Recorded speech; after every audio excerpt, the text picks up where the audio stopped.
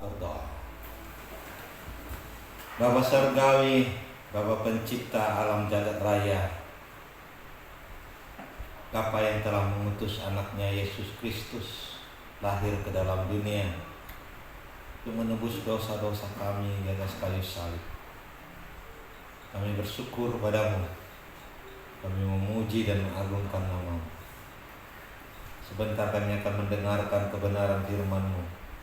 Pakai hamba-Mu untuk menyampaikan firman.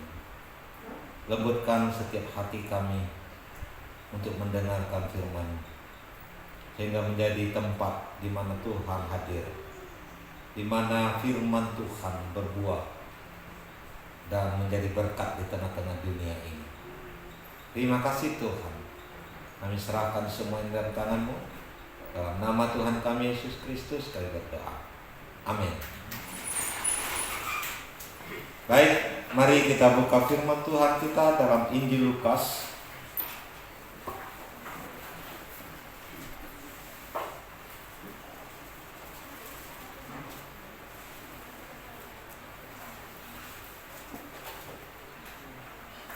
dalam Injil Lukas pasal 23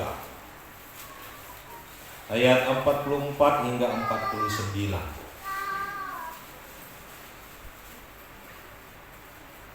Injil Lukas pasal 23 ayat 44 hingga 49.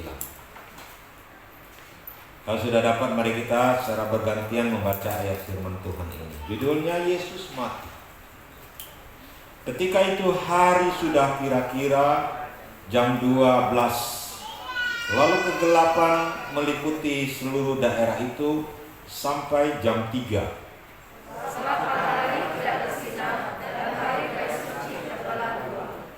Lalu Yesus berseru dengan suara nyaring, "Ya Bapa, ke dalam tangan-Mu kuserahkan nyawaku." Dan sesudah berkata demikian, Ia menyerahkan nyawanya.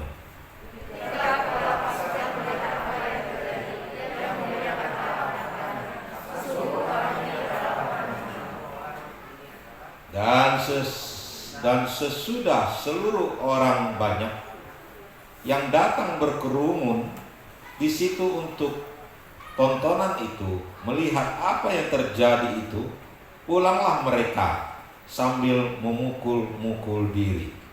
Semua orang yang mengenal Yesus dari dekat, termasuk perempuan-perempuan yang mengikuti Dia dari Galilea, berdiri jauh-jauh dan melihat semuanya itu. Sampai situ. Bapak Ibu yang dikasihi oleh Tuhan, setiap tahun kita memperingati akan 17 Agustus, dan kita tahu dalam 17 Agustus itu ada proklamasi yang diucapkan, ya. Proklamator kita Bung Karno. Dan kita juga setiap tahun memperingati akan Sumpah Pemuda, di mana juga ada pernyataan Sumpah Pemuda yang diucapkan. Saudara-saudaraku yang dikasihi oleh Tuhan, hari ini kita memperingati akan sengsara dan kematian Tuhan Yesus di kayu salib. Dan hari ini kita mau melihat 4 pernyataan dari sengsara dan kematian Tuhan Yesus di atas kayu salib. Saudara-saudaraku yang dikasihi oleh Tuhan, mari kita lihat yang pertama di ayat yang ke-44. Kita membaca di situ. Ketika itu hari sudah kira-kira jam 12.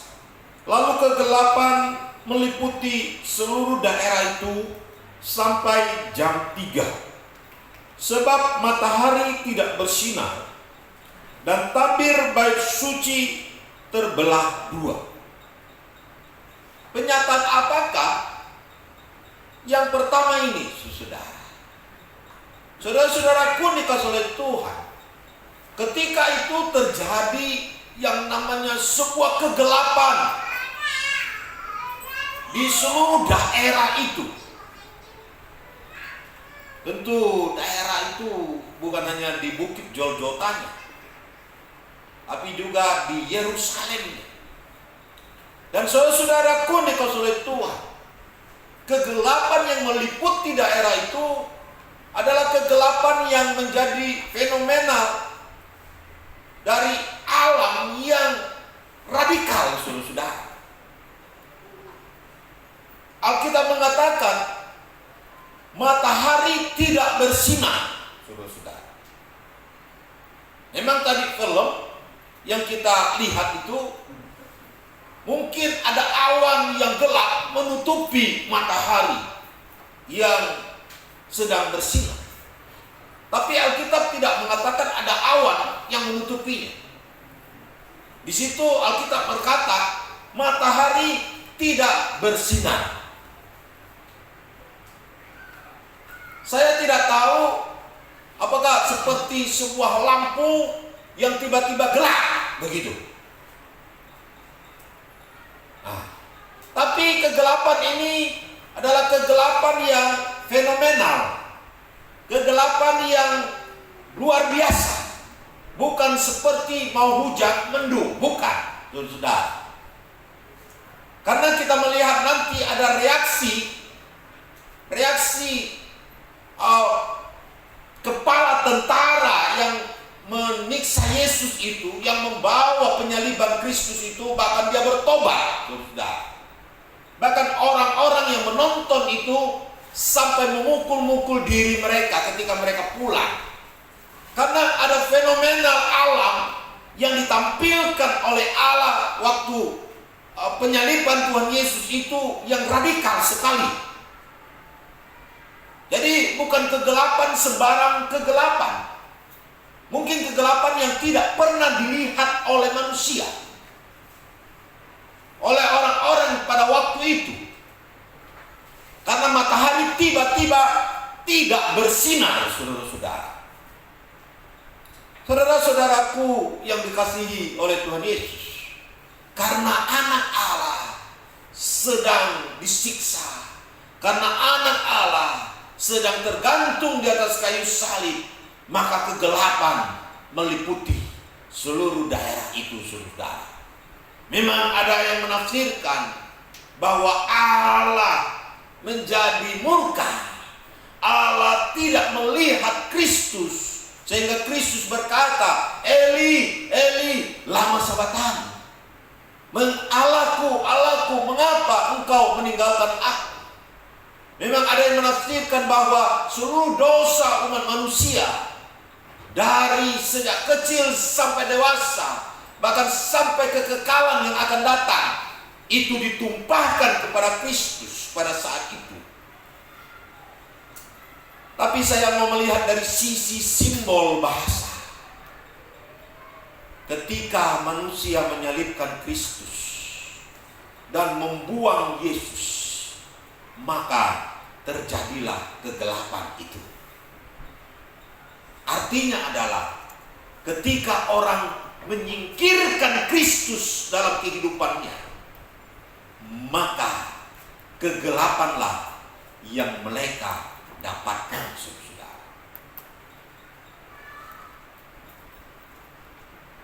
Saudara-saudaraku yang dikasihi oleh Tuhan, memang ini adalah sebuah penolakan yang jelas-jelas dari manusia, saudara.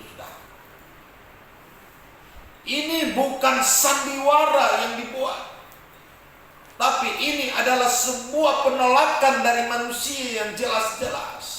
Mengapa? Karena ketika Kristus sebelum disalibkan, dia diperhadapkan dengan penghakiman oleh Pilatus. Pilatus mencoba untuk membebaskan Yesus karena Pilatus tidak mendapatkan kesalahan pada Kristus. Kemudian diserahkan kepada Herodes. Herodes juga tidak mendapatkan kesalahan pada Kristus, saudara. Dua orang hakim yang sangat terkenal ini tidak mendapatkan kesalahan pada Yesus. Bahkan Mahkamah Agama pun tidak mendapatkan kesalahan pada Yesus. yang harus dihukum mati. Tidak ada. Tetapi ketika mereka berkata, ketika Pilatus berkata, saya mau membebaskan Kristus, mereka justru berteriak, salibkan dia, salibkan dia, salibkan dia. Ketika Pilatus berkata, tidak ada kesalahan, bagaimana saya bisa menyalibkan dia? Salibkan dia, salibkan dia. Lalu Pilatus berkata, kalau begitu kalian mana pilih? Ada seorang yang bernama Barabas yang sangat kejam, yang sangat jahat. Apakah saya bebaskan dia atau bebaskan Yesus? Mungkin mereka akan, Pilatus mungkin berpikir, tidak mungkin orang-orang memilih Barabas lalu Yesus disalibkan. Tapi mereka berkata, salibkan Yesus, salibkan Yesus, bebaskan itu Barabas. Saudara, mereka lebih memilih seorang yang nyata-nyata penjahat, nyata-nyata seorang yang kejam, seorang yang patut dihukum mati daripada Yesus. Saudara-saudara, saudara-saudaraku dikasihi oleh Tuhan, ini adalah pilihan manusia. Mereka lebih memilih meniadakan Yesus dalam kehidupan mereka. Saudara, penolakan mereka terhadap Kristus sangat jelas di situ. Makanya kegelapan meliputi mereka. Ini bahasa simbol, saudara, bahwa ketika manusia menolak Kristus, mengesampingkan Yesus Kristus dalam kehidupannya, maka yang mereka dapatkan adalah kegelapan dalam kehidupan mereka. Amin, saudara. Saudara-saudaraku yang dikasihi oleh Tuhan, hari-hari ini manusia banyak menolak Kristus. Mereka lebih mengutamakan keuangan dalam kehidupan mereka. Mereka berpikir dengan keuangan mereka berbahagia. Mereka berpikir dengan kesehatan yang begitu hebat mereka berbahagia. Mereka berpikir dengan sebuah keluarga yang mantap mereka hidup berbahagia. Mereka berpikir dengan sistem-sistem kehidupan yang luar biasa mereka bisa berbahagia. Mereka mendapat kuasa sana sini mereka berbahagia. Mereka mendapatkan masa depan yang indah, jaminan-jaminan masa depan yang indah. Mereka akan berbahagia dalam kehidupan mereka. Dan ketika mereka mendapatkan semuanya itu, mereka berkata, no Tuhan Yesus. Tidak perlu Tuhan Yesus dalam hidup mereka. Bahkan mereka berpikir dengan perbuatan baik mereka bisa mencapai kerajaan sorga. Dengan semua cara-cara yang mereka pikir bisa mencapai kerajaan sorga dan masuk sorga. Mereka pikir mereka bisa menyelesaikan kehidupan ini dengan baik dan benar. Mereka berkata tidak perlu Yesus. Tapi saya mengatakan kepada saudara, ketika mereka memilih cara seperti itu, mengesampingkan Kristus dalam kehidupan mereka, mereka tidak akan pernah berbahagia. Mereka akan berjalan dalam kegelapan. Kita tahu orang yang jalan dalam kegelapan tidak akan pernah bahagia. Coba kalau dunia kita tiba-tiba jadi gelap, lalu kita tidak bisa berbuat apa-apa, pasti hidup kita tidak bahagia. Menjadi orang yang sengsara dan berjalan dalam kegelapan juga punya pengertian bahwa kita tidak akan pernah mencapai yang namanya sorga, saudara. Kehidupan kita akan binasa. Hidup kita akan binasa kalau kita tidak memiliki Kristus dalam hidup ini. Kita tidak akan pernah mencapai sorga dan hidup kita akan binasa. Hidup kita akan kacau. Hidup kita akan penuh dengan hal-hal yang tidak baik dalam hidup ini. Bagaimana orang yang berjalan dalam kegelapan? Mereka akan selalu takut apa yang ada di depan. Mereka akan selalu hidup dalam kekhawatiran. Jangan-jangan di depan ada bahaya. Jangan-jangan ada masalah. Ketika mereka jalan dalam kegelapan, selalu ada keraguan-keraguan dalam hidup mereka. Ketika orang berjalan dalam kegelapan, mereka tidak tahu mana kiri dan kanan, mana yang baik, mana yang buruk, mereka tidak tahu. Hidup mereka penuh dengan kesengsaraan. Amin, saudara. Perlu Yesus, karena Yesus berkata, akulah terang dunia. Amin. Ketika kita memiliki Kristus, berarti hidup kita berjalan dalam terang.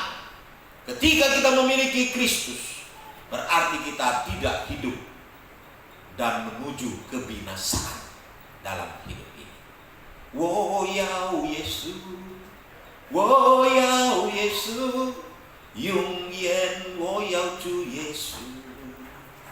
Aku perlu akan Yesus, tiap hariku perlu. Waktu terangkan ku perlu, waktu gelapku perlu, tiap hari hidupku perlu Yesus. Kita perlu Yesus. Kondisi apapun juga kita perlu Yesus. Baik kita berada dalam keadaan susah, baik dalam keadaan kita berhasil, kita tetap perlu Yesus. Amin. Beri semangat dulu. Inilah penyataan yang pertama, bahwa di luar Kristus kita akan berjalan dalam kegelapan.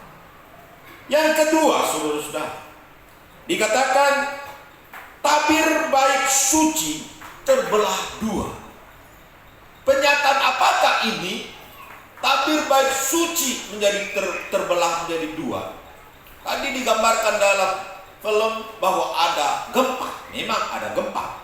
Bagian lain Alkitab berkata ada gempa. Nah, saudara-saudaraku yang dikasihi oleh Tuhan, baik suci Tuhan, ada yang namanya ruang Maha Kudus. Ruang Maha Kudus ini ruang yang istimewa sekali. Ruang Maha Kudus ini nggak boleh sembarangan orang masuk. Hanya yang boleh masuk itu imam besar yang dipilih untuk melakukan kurban.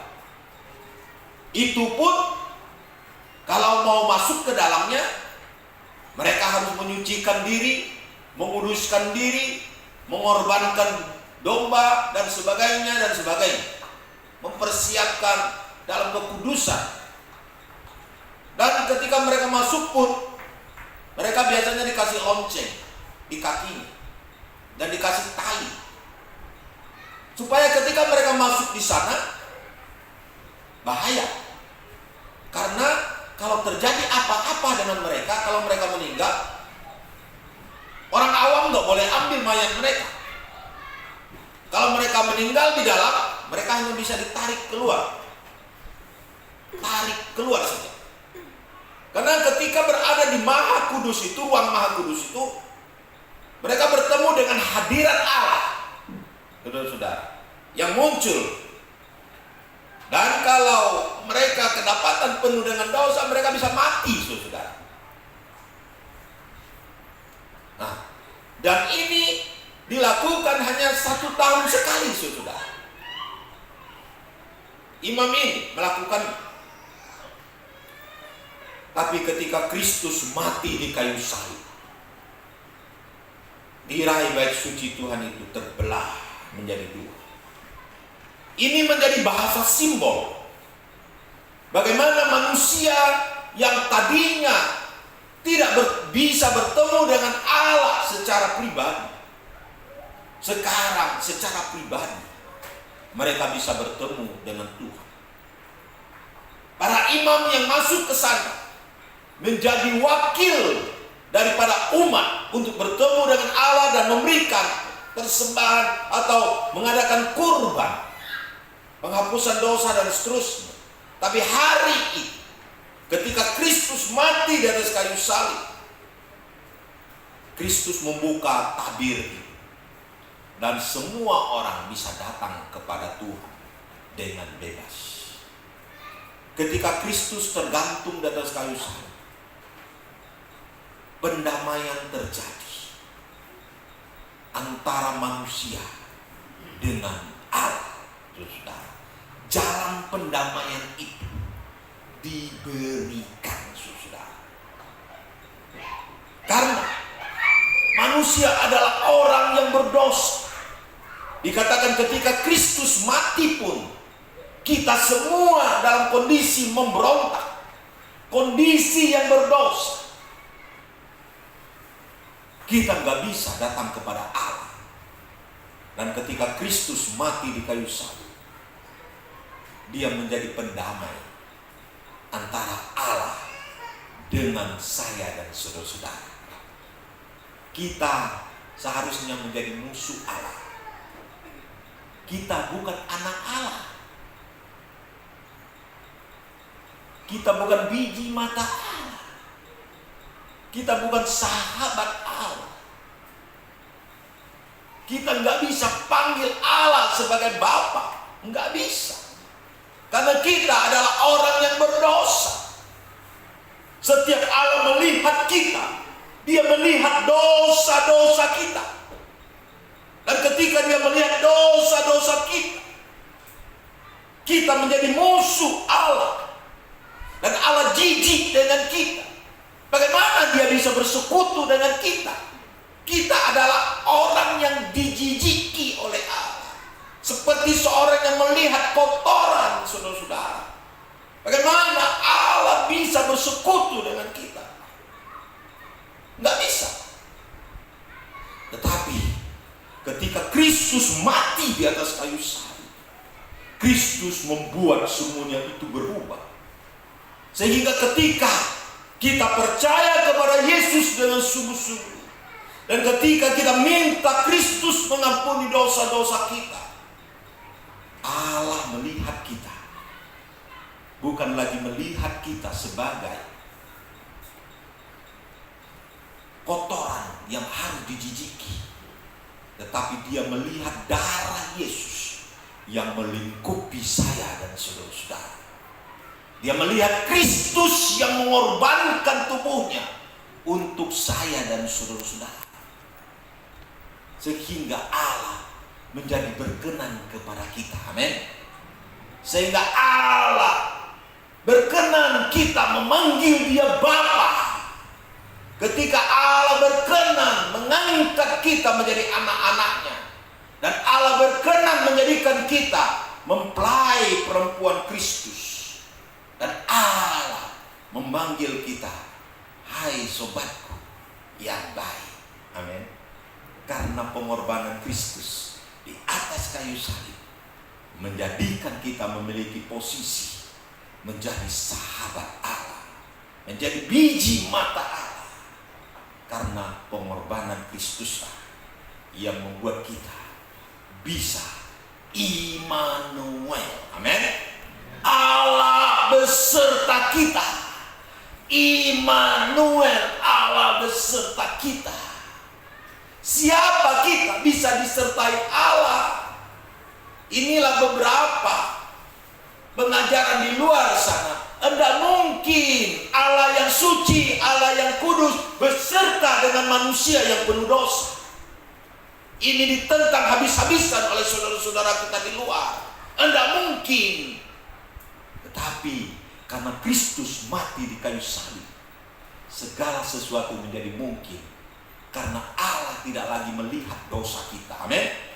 Tapi Allah melihat darah Yesus yang tercurah di atas kayu salib. Beri semangat dulu. Puji Tuhan. Bersyukur pada Tuhan. Bersyukur pada Kristus yang berkorban untuk saya dan saudara-saudara. Penyataan yang ketiga. Penyataan yang ketiga dikatakan, lalu Yesus berseru dengan suara nyaring, "Ya Bapa, ke dalam tangan-Mu kuserahkan nyawaku." Dan sesudah berkata demikian, Ia menyerahkan nyawanya. Saudara-saudaraku dikasihi oleh Tuhan, mengapa Yesus berseru dengan nyaring? Ini bukan karena kekuatan terakhir Kristus, bukan. Biasa kalau orang sudah mau mati, ada satu kekuatan terakhir dalam diri dia. Ya, saya pernah bertemu dengan orang yang mau menghembus napas terakhir.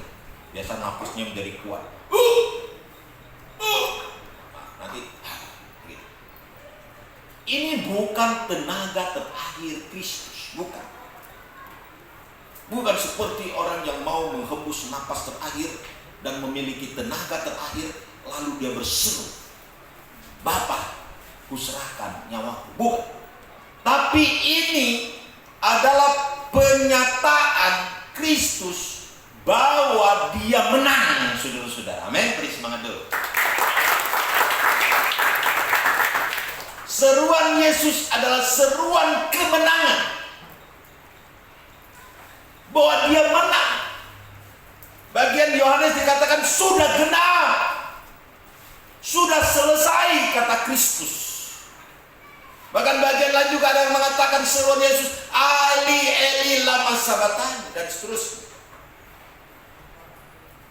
Ini adalah seruan kemenangan.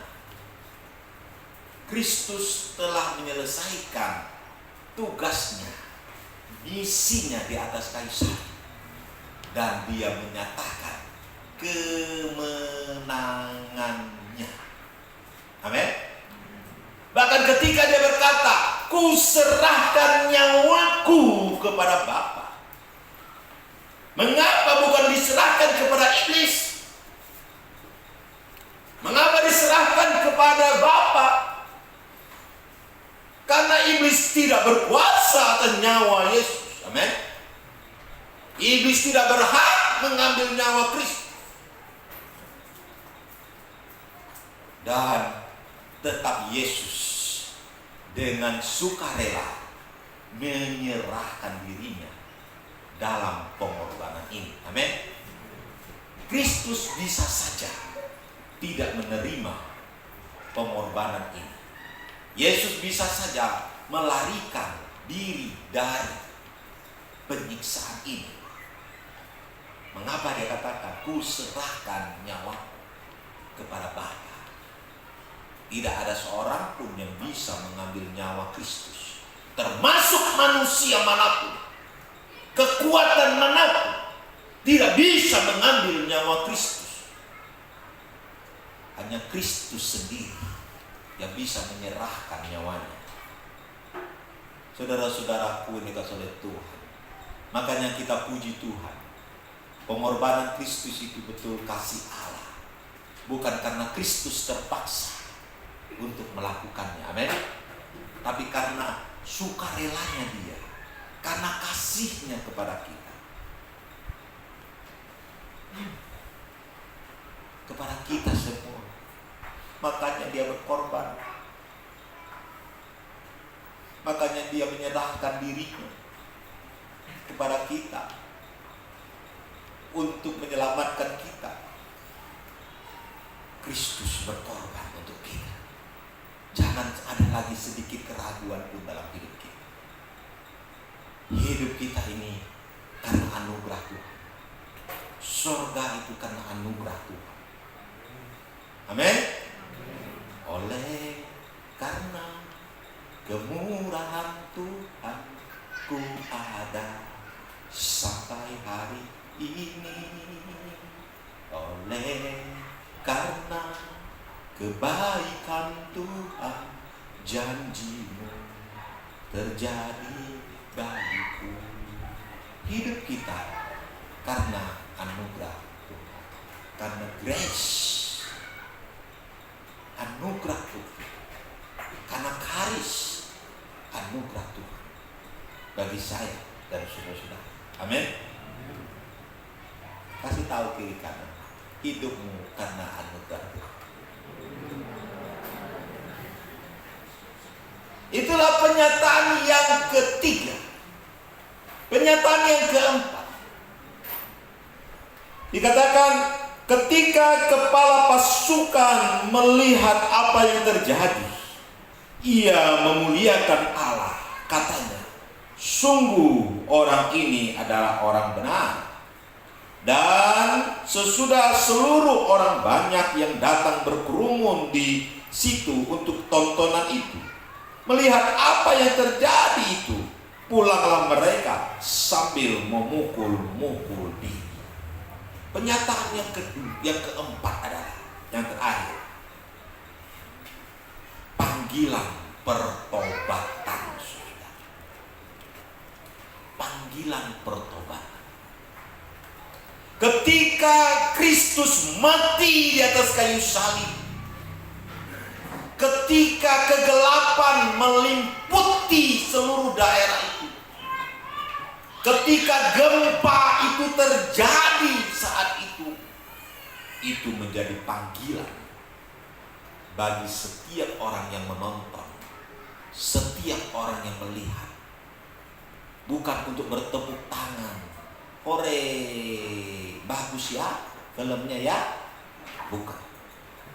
Tetapi panggilan untuk supaya mereka bertobat dari dosa-dosa mereka. Walaupun kita tidak tahu apakah pertobatan mereka ada tobat kumat atau tomat, hari ini tobat besok kumat, tapi itu adalah panggilan pertobatan. Makanya ketika kepala pasukan melihat semua yang terjadi, melihat gempa, merasakan gempa, bahkan kegelapan, dia akhirnya berkata, sungguh orang ini adalah orang benar. Kata orang benar di sini mempunyai pengertian bahwa Yesus adalah benar, tidak salah seperti apa yang dituduhkan kepada dia. Dia tidak layak untuk disalibkan karena tidak ada kesalahan pada dia. Itulah orang benar menurut versi dari kepala pengawal ini. Tetapi menjadi orang benar di sini juga mengandung pengertian bahwa apa yang diajarkan oleh Tuhan Yesus itu adalah sebuah kebenaran dan tidak salah. Karena Kristus disalibkan identik dengan pengajaran Kristus, saudara-saudara. Kristus identik dengan pengajarannya. Kalau dia dikatakan orang benar, berarti apa yang diajarkannya juga benar, saudara. Amin. Seluruh pengajaran Kristus selama 3,5 tahun itu adalah sebuah kebenaran. Beri semangat dulu. Kepala pasukan ini memuji Allah sebagai reaksi pertobatan dia kepada Allah. Dan dia berani menyatakan di depan umum bahwa Kristus orang benar. Dia berani mengatakannya. Padahal kita tahu Kristus tidak populer waktu itu. Dan Kristus menjadi musuh negara. Kristus menjadi musuh kekuatan-kekuatan imam-imam kepala yang memegang kekuatan yang sangat hebat di tengah-tengah masyarakat. Tetapi kepala pasukan ini berani menyatakan imannya. Dia berani memuji Allah. Bahkan dia berani berpihak kepada Kristus dan meyakini Kristus. Saudara-saudara, hari-hari ini apakah kita berani menyatakan Injil di tengah-tengah dunia? Apakah kita berani menyatakan iman kita di tengah-tengah dunia, saudara? Panggilan pertobatan bagi kita hari ini. Kemudian saudara-saudara, ada banyak orang yang melihat Kristus sebagai tontonan. Mungkin mereka mau menonton, bisa nggak ya dia turun dari salib ya? Dia kan bisa membangkitkan orang mati, dia kan bisa menyembuhkan orang sakit. Bagaimana cerita akhirnya? Mereka mau tonton. Tetapi Ketika mereka melihat kegelapan yang fenomenal itu terjadi, gempa yang fenomenal itu terjadi, mereka akhirnya apa? Pulang dengan memukul dirinya. Saya pikir memukul dirinya ini adalah sebuah pertobatan. Siapa mereka itu? Mereka adalah orang-orang yang tadinya menonton Kristus dicambuk. Mereka adalah orang-orang yang menonton Kristus diadili. Dan mereka juga adalah orang-orang yang melihat bagaimana Yesus berjalan salib. Dan mereka adalah orang-orang yang berteriak sebelum Kristus disalibkan masuk dalam Yerusalem. Mereka berteriak, Hosana, Hosana, inilah Raja kita, inilah Raja kita, Hosana, Hosana anak Daud.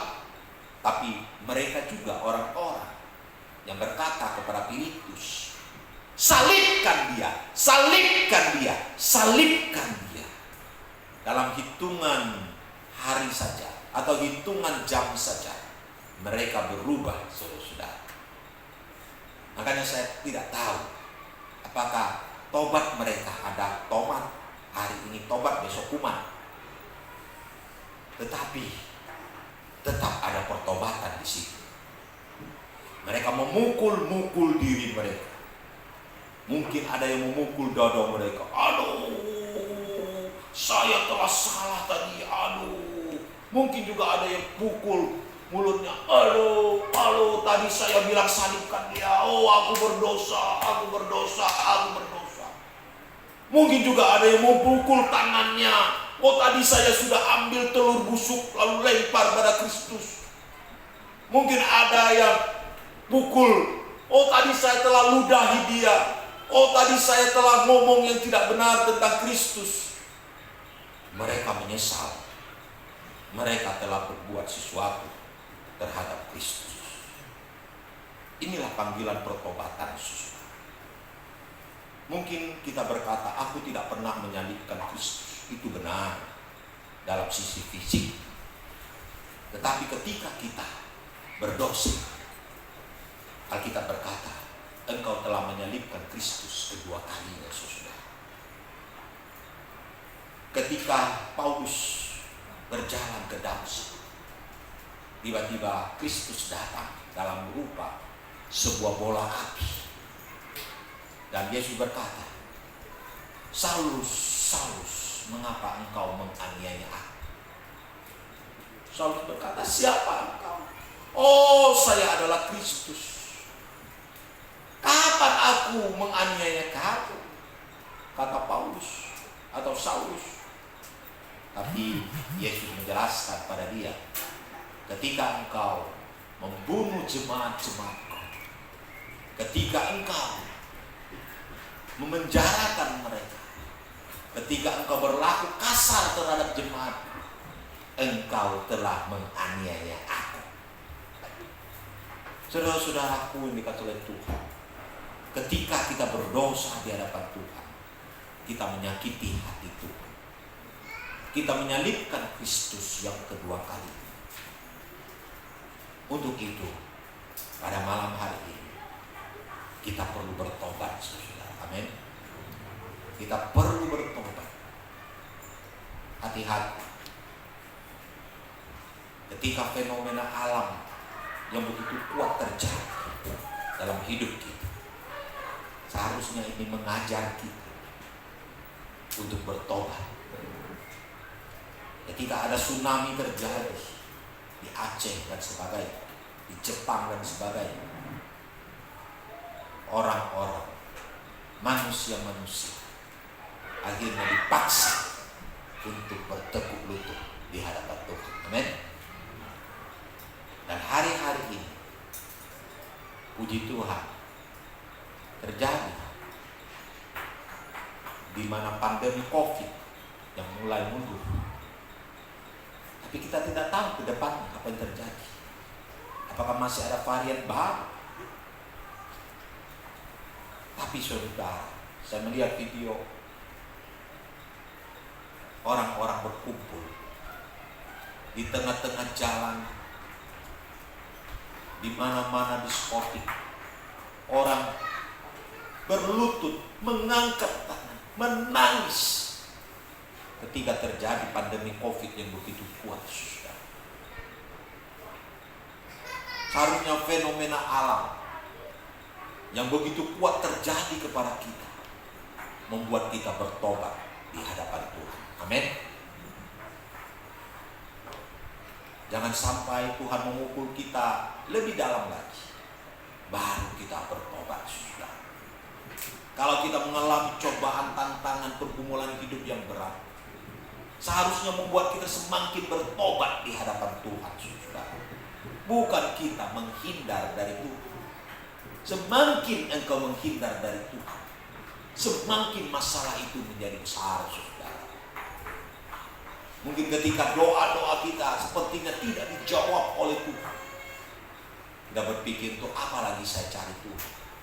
Mungkin ketika penyakit-penyakit yang kita alami tidak kunjung sembuh, kita mungkin berkata, untuk apa lagi saya mencari Tuhan? Tidak ada gunanya. Saya mencari yang lain saja. Tapi saya mau kasih tahu kepada engkau, jika engkau lakukan itu semua, masalahmu bukan bertambah semakin baik, justru masalahmu akan bertambah semakin menghancurkan hidup. Amin. Saudara-saudaraku yang dikasihi oleh Tuhan, panggilan pertobatan. Orang-orang yang tidak percaya Tuhan saja, kepala pasukan bertobat ketika menyaksikan penyaliban itu. Orang banyak yang tadinya begitu memusuhi Kristus, mereka bertobat. Dan orang banyak itu akhirnya dipersiapkan oleh Allah untuk Pentakosta. Ketika Petrus berkhotbah, 3.000 orang bertobat. Tentu orang-orang ini juga yang dipersiapkan Tuhan untuk Petrus berkhotbah. Mungkin tidak semua. Bahkan ketika murid-murid hidup dalam persekutuan, dalam doa, dalam kasih, setiap hari mereka ditambahkan orang-orang yang percaya. Siapa mereka? Mereka juga adalah orang-orang yang memukul dirinya, yang berkata, aku berdosa, aku salah, aku salah, aku salah. Memang saudara-saudara, mengakui kita salah tidak gampang. Kita selalu mencari kambing hitam. Kita mau bertobat itu susah. Kita selalu berkata, suamiku yang salah, istriku yang salah, pemimpinku yang salah, tetanggaku yang salah, anakku yang salah, orang lain yang salah. Saya hanya ikut-ikutan saja. Jadi ikut-ikutan itu tidak salah ya. Sama saja saudara. Sama saja. Kita orang yang telah bersalah. Akuilah semua kesalahan kita. Jangan lagi mengkambing hitamkan siapapun juga. Amin, saudara. Biar hari ini kita melihat diri kita. Kita melihat kesalahan kita. Kesalahan orang lain itu urusan orang lain. Kesalahan suami itu urusan dia dengan Tuhan. Kesalahan istri itu urusan dia dengan Tuhan. Kesalahan siapapun juga urusan dia dengan Tuhan. Yang penting kita lihat kita sendiri, di mana kesalahan kita. Dan ketika kita menemukan kesalahan kita, kita bertobat di hadapan Tuhan. Amin. Kita bertobat di hadapan Tuhan. Bentar kita menerima perjamuan kudus. Kiranya melalui perjamuan kudus kita bertobat dari segala dosa-dosa kita. Panggilan pertobatan. 4 penyataan Kristus dalam kematiannya di atas kayu salib. Ingat yang pertama, tanpa Kristus kita akan berjalan dalam kebinasan dan dalam kegelapan. Yang kedua, perdamaian itu sudah diberikan oleh Tuhan. Mari kita datang pada Tuhan dalam persekutuan yang lebih intim setiap hari bersama dengan Tuhan. Yang ketiga, marilah kita bertobat dari segala dosa-dosa kita. Dan yang keempat, ya tadi agak terbalik.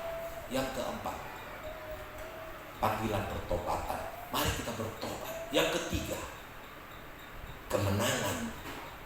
Kristus sudah menang di atas kayu salib atas dosa. Kita juga bisa menang atas dosa. Amin, saudara. Mari kita bangkit berdiri. Kita berdoa. Haleluya.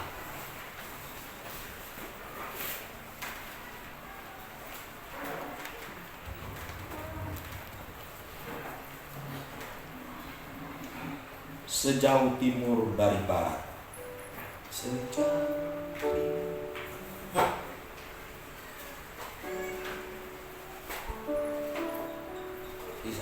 Cili bisa tampilkan sejauh timur.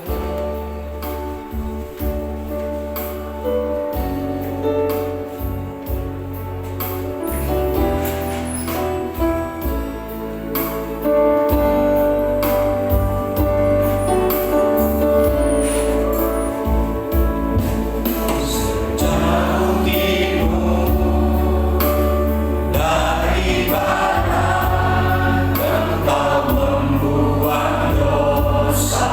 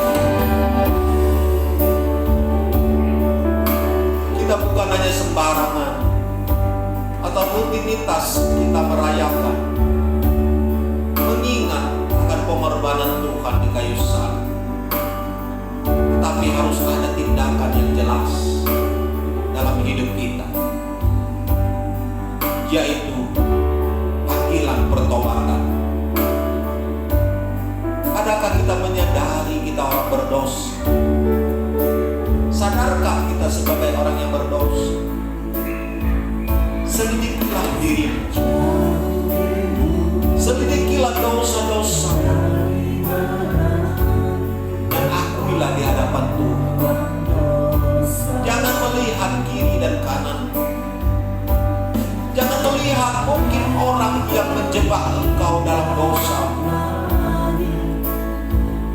Jangan melihat orang yang mungkin yang mengajak engkau berbuat dosa.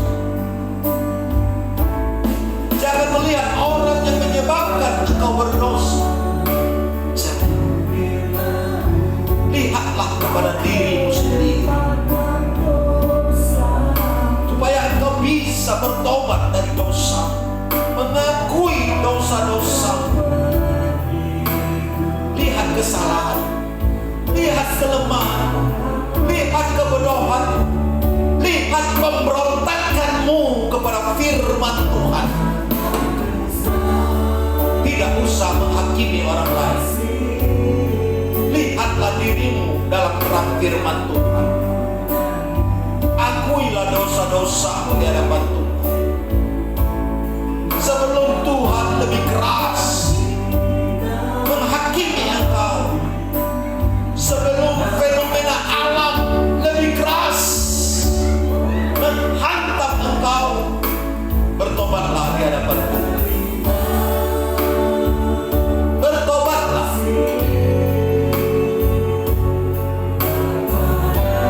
Haleluya Yesus. Oh, haleluya. Ampuni kami Tuhan. Ampuni kami. Kami penuh dengan dosa. Oh, dosa kami setuguh langit. Oh, dosa kami begitu banyak. Tuhan, ampuni kami. Ampuni. Oh, Tuhan, tolong kami. Ajar kami bertobat di hadapan-Mu malam ini. Ajar kami menyelidiki hati kami sesungguhnya dan sebenar-benar. Tidak ada lagi kepura-puraan. Tidak ada lagi benteng-benteng yang membentengi sehingga kami tidak bertobat di hadapan Engkau. Tuhan, tolong kami Tuhan. Tolong kami, supaya kami bukan lagi orang yang berpura-pura baik, bukan orang yang berpura-pura saleh di hadapan, padahal penuh dengan ulat-ulat di dalam diri